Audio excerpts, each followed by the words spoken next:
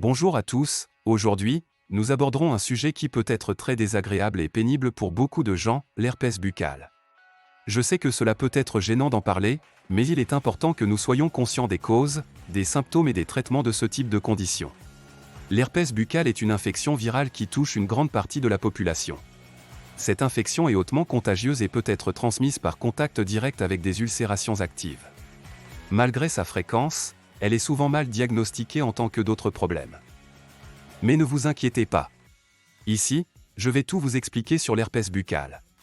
S'il est détecté tôt, ces symptômes peuvent être traités avec des médicaments antiviraux, des gels protecteurs et des anesthésiques. De plus, il existe des mesures simples à prendre pour prévenir sa transmission et sa récurrence. Je suis le docteur Giuseppe et je suis impatient de partager plus d'informations précieuses avec vous. Commençons. Avant de commencer, n'oubliez pas de toujours rester à jour avec des informations de santé fiables. Abonnez-vous à notre chaîne, aimez cette vidéo et partagez vos suggestions dans les commentaires. De quoi aimeriez-vous voir parler ici? L'herpès oral, également appelé herpès intraoral, est généralement causé par le virus de l'herpès simplex de type 1, HSV1. Dans certains cas, il peut être causé par HSV2, qui est plus souvent associé à des lésions génitales.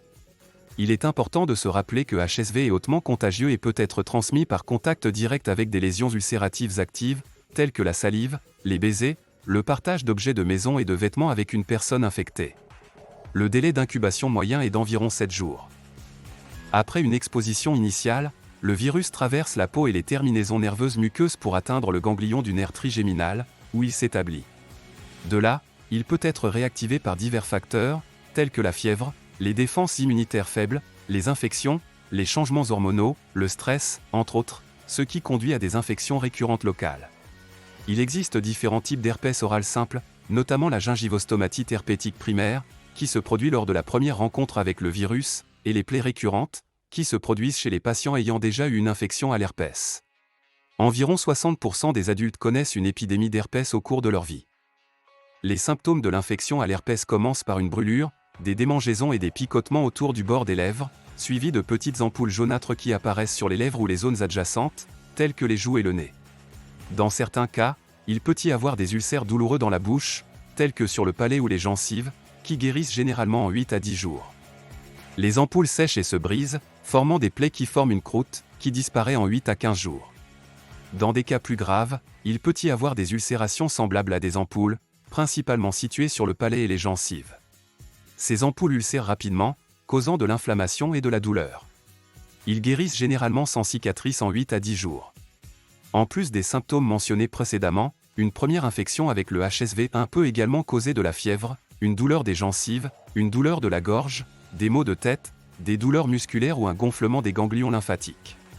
Chez les enfants, la première rencontre et l'infection avec le virus de l'herpès est généralement asymptomatique, bien qu'elle puisse également causer une gingivostomatite herpétique, qui est la principale cause de stomatite chez les enfants âgés de 1 à 3 ans.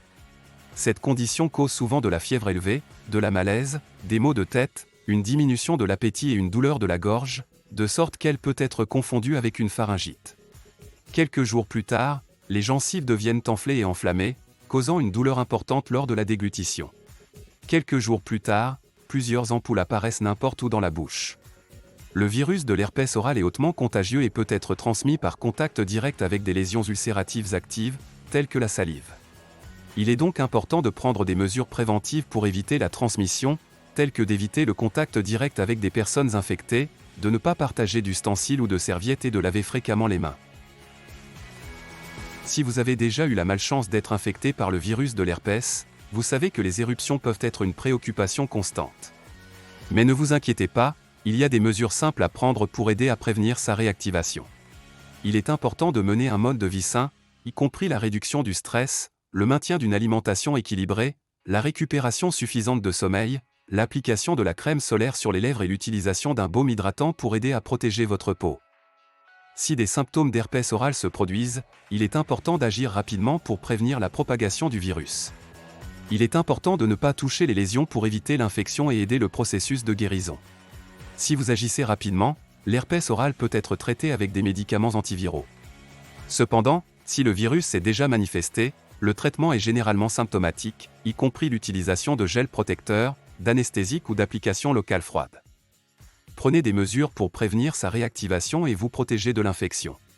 Si vous avez des questions ou avez besoin de traitement, n'hésitez pas à rechercher de l'aide médicale.